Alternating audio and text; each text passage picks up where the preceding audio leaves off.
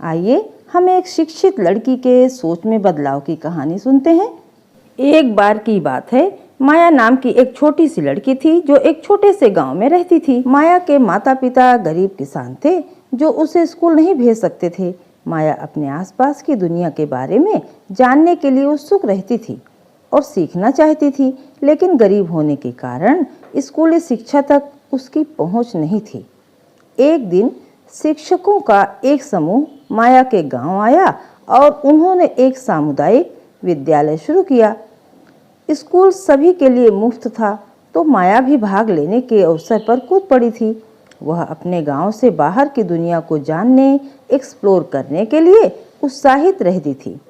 माया के माता पिता पहले तो हिचकिचा रहे थे, लेकिन जब उन्होंने देखा कि उनकी बेटी सीखने के लिए कितनी उत्सुक थी, तो उन्होंने उसकी शिक्षा में सहयोग करने का फैसला किया। माया ने खूब मेहनत की और पढ़ाई में अव्वल रही।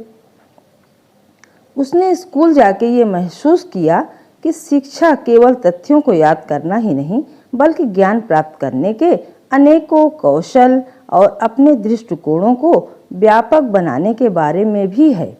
जैसे जैसे माया ने अपनी शिक्षा जारी रखी, उसने महसूस किया कि अच्छे ग्रेड प्राप्त करने से परे इसका एक और उद्देश्य था। शिक्षा ने उसके लिए वे दरवाजे खोल दिए और उसे वे अवसर दिए जो उसने कभी सोचा नहीं था। उसने विभिन्न संस्कृतियों, दृष्टिकोणों और विचारों के बारे में सीखा। उसने अपने सपनों को साकार किया और अपने समुदाय में बदलाव लाने का आत्मविश्वास हासिल किया।